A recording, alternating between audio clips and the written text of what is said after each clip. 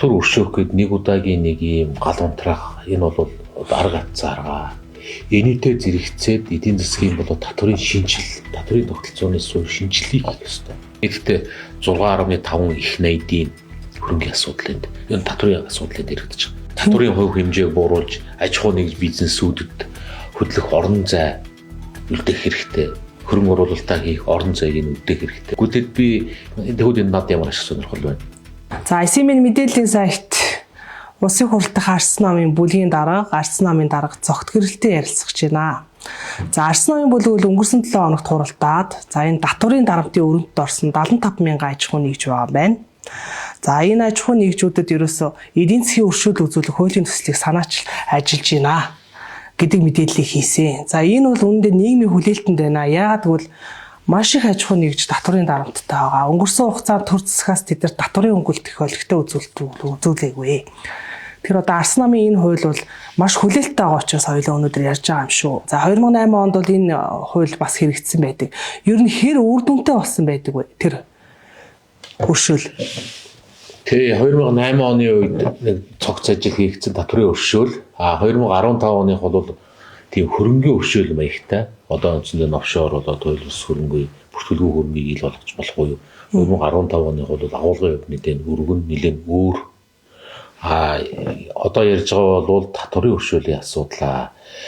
Татварын өршөөл гэдэг чинь энэ ингээд зүгээр танарт өсвөлээр гарсан тоог дахиад ярил л да. Монгол улс идэвхтэй үйл ажиллагаа явуулж байгаа 120 мянган шахам аж ахуй нэгж байна. Энэний 75 мянган буюу одоо ингээд олонх нь татварын өрний асуудалтай болчихлоо. Тэр тусмаа энэ тоо жилийн дотор нодлон жил 50 сүүлийн нэг жилийн дотор 50 мянга байсан бол 75 мянга болоо 50% өсчлээ. Зөвхөн энэ тоо юу хэлж ийн өгвөл үнээр энэ өөрөө нэг юм системийн шинжтэй ганц нэг аж ахуй нэгж дээр энэ өрний асуудал байгаа бол бид нэр хариуцлагагүй асуудал гэдэг зүйлийг энэ системээр нийт идэвхтэй үйл ажиллагаа явуулж байгаа аж ахуй нэгжийн чинь дийлэн олонх нь татварын өрөнд нэрвэгдэж гин гэдэг чинь энэний цааны тогтолцооны асуудал байна гэсэн үг. Тэгэхээр энийг би онцгойл нэхэнд нь энэ ярианыхын заавал хэлхийг хүсэж байгаа зүйл нь татвар өршөөх гээд нэг удаагийн нэг ийм гал унтраах энэ бол арга заргаа. Энийтэй зэрэгцээд эдийн засгийн болоо татварын шинжил, татварын тогтолцооны суурь шинжилгээг хийх ёстой. Суурь шинжил энэ бол бүр зайлшгүй миний үгэнд энийг тодтогч ойлгосоо гэж хүсэж байна. Үндэс суурь нь нийт аж ахуй нэгжүүдийн 60-70% нүрэнд орчдөг тогтолцоо зурчаад энийг хууль гаргачаад ингээд нэг удаа өршөөгөөд яах. Маргааш дахиад энэ өрчих гэсэн. Тэгээ яах, дахиад өршөөгөөд яах. Дахиад яах. Хууль хэрэгжихгүй бодох юм. Ийм асуудал үүсэж байгаа учраас энэ татварын өршөөлийн нөгөө талд заавал татварын орчны шинтгэл, эдийн засгийн шинтгэлийн тухай заавал ярих ёстой. Та тэр 2008 оныг ярьж байна. 2008 оны үед чинь татварын өршөөл ирсэн. Нөгөө талд нь 4.10 буюу 4.10% татварын шинжил бас тэр үеэс хэрэгцсэн. Энэ хоёр чинь ид бүрэн болсон учраас тэр үеийн энэ эдийн засгийн энэ өөрчлөлт өршөөл, татварын өршөөл эдийн засагт нэлээд ийм эрүүлжүүлсэн гэж миний хувьд боддог. Энэ бол эдийн засгийг эрүүлжүүлсэн. Тийм хуулийн дарамтаас, татварын дарамтаас аж ахуй нэгжүүдэд чөлөөлсөн гэж үздэг. Харин 2015 оны тэр татварын биш эдийн засгийн өршөөлч нь өөрөө хөрөнгөний ил гаргасан энэний тодорхой хэмжээний цөм аж ахуй нэгж, энэ дандаа том аж ахуй нэгжүүд хамрагдсан гэд. Энэ бол харьцангуй бас тодорхой тийм сул талуудтай. Тэгэхээр энэ бүгдийг бас ялгаж ойлгосоо гэж хүсэж байна. Одоо 75 мянган аж ахуй нэгж одоо нийтдээ яг хэдэн төгрөгийн өртөө байгаа гэдэг судалгаа байгаа юм бол та бүхэн энэ судалгаа хийж амжсан уу? Ер нь ажлын хэсгийг улсын хурал дахь Арс намын бүлэг дээр бас хийн ахалж байна. Одоо ер нь би гишүүнийхээ хувьд эдийн засгийн эрхчлөөний тухай хуулийг санаачлаад явж байгаа. Энэ бол олон нийтэд татварын өршөөл гэдэг нь ингэж илүү хүмүүс сонирхож хүрж байгаа болохоос би энийг эдийн засгийн эрхчлөө болох тухай багц үзэл санааны зөвхөн нэг хэсэг нь нөгөө татварын тогтолцоог өөрчлөх шинжилгээс эхлээд энэ эдийн засгийн эрхчлөөний энэ зүйлийн нэг хэсэг гэж үзэж байгаа. Тэгээд энэ зөв гишүүний хувьд бол би гишүүнийхээ хувьд бүлгийн дарга, намын дарга гэхээс өөр гишүүнийхээ хувьд би санаачлаа зүйлийн хагас жилийн дээр ажиллаж байгаа. Одоо бас манай бүлгийн зөвлөхүүд энэ дээр ажиллаад ер нь хаврын чуулганаар бид нөр өргөн барих байхаа гэсэн хүлээлттэй. Одоо бол энэ бол нэлээд тийм үр дагавар ихтэй болохоор нэлээд сайн судлах ёстой гэдэг ийм байр суурьтай. Нийтдээ 6.5 их найдын хөрөнгөний асуудал энд энэ татврын асуудлыг дэрэгдэж байгаа. Гэтэл энэ тоо өөрөө бас давхарцсан тоогоор үзэхэд энэ тоо сүүлийн 1 жилийн дотор нэг дахин өсөд ирж байгаа л тоо байхгүй юу. Тэгэхээр үнэхээр энэ Монгол улсад энэ ковидын үеэс хойш тэр тусмаа жижиг дунд аж ахуйн нэгжүүдэд энэ ковидын үеийн тэр нөхцөл байдлаас дарамтаас гарч чадаагүй байгаа байдал энэ асуудлыг ярих одоо үндэс суурь бас болж байна л да. Тэгээд энэ хоёртой холбоотой 2-3 нөхцөл байх ёстой гэж бид нэр судалж байгаа. Нэг нь энэ том аж ахуйн нэгжүүдийг аль болох баг хамруулах үүднээс дээд өршөөгдөх татврын дээд хязгаарыг бид нэр тодорхой тавигдах ёстой. Энд аль болох жижиг дунд үйлдвэрлэлүүдийг жижиг дунд аж ахуйн нэгжүүдийг хамруулах энэ нөхцөл байдлыг бид нэр бодох ёстой. Мөн бас төрийн өндөр албан тушаалтнуудын хувь оролцоотой компаниудыг өршөөлт хамруулахгүй байх энэ хууль эрх зүйн боломжийг эдгээрийг заавал харгалзаж бас судлах ёстой. Мэдээж одоо тэгээд судлах ёстой. Дахиад нэг зүйл заавал онцгойлны ярих ёстой нэг зүйл Монгол улс чинь бас арчилсан тогтолцооноос гадна эрх зүйд нийгэм шилжээд амьдарч байна. Гэтэл 100% татвараа төлөөд явжсэн аж ахуйн нэгжүүдийг иргэдийг тэг яах 100% төлөө явсныхан буруулах юм уу гэдэг асуудал энэ бол маш ихээр одоо ингээд энэ асуудлыг ярьснаас хойш тавигдж байна л да над руу хувь чат үчиж байна ярьж байна. Энэ асуудлыг бид нэр бас заавал судлах ёстой. Тэр хүмүүстийг үл ямар давуу тал болох ёстой гэдгийг заавал судлах ёстой гэж бодож байна. 100% төлөөд ирсэний хажууд төлөхгүй байжгаад хөнгөлт авч байгаа хоёр энэ ч бас яалтчгүй тийм шудраг зүйл бас биш шүү дээ. Дахиад энэ татврын асуудал төр нэг зүйлийг онцгойлон ярих. Энэ татвар гэдэг чинь өөрөө олон төрлийн татвар байгаа шүү дээ. Энэ дотор ашиг олцоод төлөхгүй байна уу? Ашиг олж чадахгүй бусад нөөцүүдэд бусад татвараа төлж чадахгүй өрөнд орчод байна уу гэдэг бас хоёр тийм ээ. Нэг нь ашиг олцоод ашигаа төлмөөргүй санагдаад төлөхгүй байгаа юм уу? Ашигийнхаа татврыг бусад татвараас яагаад ч төлж чадахгүй өрөнд орчод байгаа. Энийг бас заагалж ялгаж тэр ашигын татврыг бага хуваар чөлөөлөх байж болно. Тэгэхээр бид нарт ингэж зааг ялгаатай наривчлалт судлах юм бас их байгаа юм байна. Тий, шаардлага. Би яг асуух гэсэн. Одоо яг хэдэн төгрөгийн хязгаар тогтоочоод тэрэн дээрээ хөршөлт хамруулахын түүнийг. За тэгээд нөгөө бид нар чи баахан татвар төлөөл те нөөт төлдөг. За аж ахуйн нэгжийн орлогоо алган татвар төлдөг. За өөр одоо уулуурхан компаниуд бол нөгөө амнатыг жишээ нь давхар дуу төлдөг гэл ингээд өчнөө байдаг ш. Тэгэхээр энэ олон татваруудаас яг алийн суглаар бас хамруулах юм бэ гэж таны бодлоор бол одоо аж ахуйн нэгжүүд ер нь илүү нөөтийн өрөөний дарамттай байна уу? Тий, судалж байгаагаар ер нь алийг хамруулбал илүү үр дүнтэй жинхэнэ нөгөө бодит хөнгөлөлт болж чадах юм шиг. Тий, одоо яг саяны ярьж байгаа 6.5 их найдын татврын төлбөрхүү алдан нийлээд энэ бол одоо саяны бүх Монгол улсад байгаа бүх татвруудын л төлөгдөг байгаад үнэ л дээ. Тэгэхээр эндээс тэр ашигын татвартай холбоотой жишээ нь одоо эндээс нэлээд том дүн эзэлж байгаа хэсэг нь нөөтийн татвартай холбоотой л байна. Нөөтийн татвартай холбоотой. Энэ чинь бас ашигын татвар биш шүү дээ. Тэгэхээр одоо жишээ нь ингээд задлаад ирвэл энэ дэр 2.6 орчим их найд нөөтийн татвартай холбоотой гих зэрэгээр ингээд тоноод байгаад байгаа. Тэгээд бид нар нэлээд тэр дээд хэмжээ тэр дээр одоо бас өрчлсөн байдлаар тоноод байгаа ч гэсэн хэлхнээс зогсохгүй баг. Бид нар хууль өргөн барьж байгаа ижүүрнээр асуудлыг хандах шаардлагатай л гэж үзэж байгаа. Би одоо шударгал хэлье. Монгол Ардын нам сүүлийн 3 удаа ингээд тасралтгүй сонгуульд ялаад засагласан байна. За энэ нам бол үнэндээ бол аж ахуйн нэгжүүдэд татварын хөнгөлт үзүүлэх нь битгий хэл одоо илүү дарамтыг л үүсгэж ирсэн байна. За тэдний хөнгөлт гэвэл одоо даасыг хаахгүй л гэдэг юм. Ийм инээдтэй юм ярьж ирсэн байна. Тэгээ одоо өнөөдөр хүртэл ингээд төсөвтэй дагалдуулаад энэ нөөтийг бас хөнгөлөе. Татварын энэ асуудлыг бас айдаахаа асуудлуудыг ярья гэхэд хойшлуулаад явж байгаа. За тэгэхээр энэ засгийн газар чи өөрөө эдийн засаг даахгүй байна, болохгүй байна, бүтэхгүй байна гэж хойшлуулж байгаа асуудал дээр та ингээ хуулийн төсөл өргөн бариад оруулаад ирэхээр усын төсөв өдр чинь боломжтой юу? Одоо энэ засагтаа ойлголцох тал дээр та яаж ажиллаж байгаа?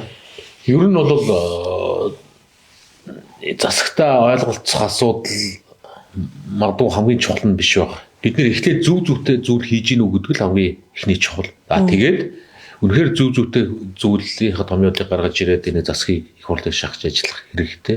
Хэрвээ батлахгүй бол тэгвэл арчилсан ном ялж ээж энийг хийнэ. Бизнесийн дарамт, татврын дарамт, төрийн дарамтаас ч бид нар ангижруулж өгнө гэдэг энэ бодлого бид нар байна шүү дээ. Бид нар олон нийтэд хэлэх юм л нөхцөл байдал үүснэ. Ер нь тэгээд өнөөдөр Монгол улсад бизнес эрхэлнэ. Бизнес эрхлээд татвараа төлөөд ажиллаж явдагнэ гэдэг Монгол улсад өнөөдөр тийм хөсөөштэй ажил биш болчиход байна шүү. Биш болчиход байна шүү дээ. Бүр одоо гоёор би зөөлрүүлж хэлэх гээд байна шүү дээ. Бараг дарамт болоод байна шүү дээ. Дарамт биш одоо бүр хатуугаар хэлэх юм бол энэ өөрөө тийм ялтай ажил болж хориод шүү. Бүх бизнесийг нь төсөв хийн, дарга нар хийн. Үндэснийг нь төрийн өмчт компани хийн. Төрийн өмчт компаниар булааж хийн. Үндэснийг нь томоохон аж ахуй нэгжүүд лиценз тусгай зөвшөөрлөөр буюу хуулийн хамгаалтанд орж хийн. Бус эдгээр бусад аж ахуй нэгжүүд эрхэлж болохгүй. Зөвхөн энэ компанийн буюу тусгай зөвшөөрлөөр хийн. Тэгээд үлдсэн жоохон хэсэгтэр нь 100 гаруй мянган аж ахуй нэгж 100 гаруй шилт одоо чинь яг бизнес эрхэлж байгаа 120 мянган аж ахуй нэгж үлдсэн хэсэгтэр нь ажил хийж чинь ийм л юм болж хөрдөг юм байна л да. Та тэр эхний асуултын хариулт өгөхдөө ингэсэн шүү дээ. Асуултад хариулт өгөхдөө. Энэ бол ингээд татварын өршөөд эдийн засгийн өршөөлт хамруулахаас гадна ахаад энэ эдийн засгийг бас эдийн засгийн үзүүлэлтүүдийг дээшлүүлэх ийм ажлуудыг давхар хийх хэрэгтэй юм билээ гэж тий. Тэгэхээр ерөөсөө тэр нь тэгээд маш тодорхой татвар бууруулах шүү дээ. Татварын хувь хэмжээнүүдийг л бид нар бууруулах хэрэгтэй. Татварын хувь хэмжээг бууруулж аж ахуй нэгж бизнесүүдэд хөдлөх орон зай үлдээх хэрэгтэй. Хөрөнгө оруулалтаа хийх орон зайг нь үлдээх хэрэгтэй. Татвар буурснаар төрийн зардал буурна. Нөгөө авилах хэл ахуулчин буурна. Төрийн авилах хэл ахуул буурна. Дахиад дээрэс нь татвар буурснаар төрд ажиллах хэсгийн тоог хэмжээ буурна. Тэр ажиллаж байгаа тоог хэмжээ чинь хувийн хвшил рүү шилжинэ. Баялаг бүтээлтэнд шилжинэ. Бидний зорж байгаа дүрм амьдралын эдийн засгийн дүрм бол маш тодорхой шүү. Арц намын хувьд бол маш тодорхой бид нар юм философи дүрмтэй л татварыг бууруулах хэрэгтэй. Маш ихээр бууруулах хэрэгтэй. Нөгөө талд нь төрийг илүү цонхон болгох, илүү бүтээмжтэй болгох чиглэлд нь энэ технологич чиглэлд нь илүү анхаарах хэрэгтэй. Ингэснээр эдийн засаг өснөө дэвжин, ингэснээр авилга хэл авах буурна. Чи бидний бүгдийнх нь хүсэж байгаа зүйл юм биш юм уу? Гэтэл нөгөө талд нь байгаа өнөөдөр байгаа Монгол Ардын нам яадаг вэ? Татвар өндөр хурааж аавна. Энийг нийгмийн халамж нэрээр, татаас нэрээр, хөнгөлөлт нэрээр бусдад давуу байдал болгоно. Аж ахуй нэгжүүдийг ялгуурлана. Ингэснээр тэнд төрийг улам том болгоно, төрийн зардлыг том болгоно. Ингэснээр сонгогчдыг худалдаж аавна. Сонгогчдыг худалдаж авснараа дахиад саяны системийг улам том болгоно. Ерөөсөө ийм эдний чинь дүрм ингэ шүү дээ. Зөвөр л чинь цаана мэдхгүйдээ биш, саяныхыг ерөөсөө мэдхгүйдээ биш шүү дээ. Ингэж энэ чөтгөрийн тойрогтой оруулж аваад энийгээрээ улс төрийн эрх мэдлээ хадгалах юм зорилготой шүү дээ. 6.5 их 80-д за энэ дүнд миний одоо жишээ нь эргэн хулан дахин миний одоо нэг жижиг аж ахуй нэгж татварын өртөө байжээ. Энэ 6.5 их 80-ийн тоог бас бүрдүүлж байна. Тодорхой хэсгийг. За тэгвэл би одоо жишээ нь нэг тэрбумын ч юм уу татварын өртөө байхад шууд бүгдийг энэ одоо онцгой жишээ нь пал гэл бүгдийг хөнгөлчих юм уу? Эсвэл ингээд системчлээд багаар ингээд хөнгөвчлөхөр байх юм уу? Одоо тэн дээр яг бас ямар одоо наад асуудал чинь дахиад өмнө нь татврын өршөөлгээд шууд хөнгөлөгч дахиад тэрний шударга ус байдлыг нийгмийн нэг хэсэг чинь шударгаар амьдарч шударгаар татвараа төлж байгаа аж ахуй нэгжүүд чинь зарим сэтгэл хангалуун бус болчиход байна шүү дээ. Ийм учраас энийг заавал хангаж тэр шударгаар төснийг яах юм. Дахиад дээрэс нь 100% биш ээ. Энэ тодорхой хувь процент 20%, 25%, 30%-аар төлөвлөл та ийм хугацааны дотор төлөвлөл та одоо татврын өршөөлт хамрагдана гэдгээ заавал энэ улс орондоо ч хэрэгтэй. Нэг нь төлж чадахгүй болсон татврыг юу яах юм.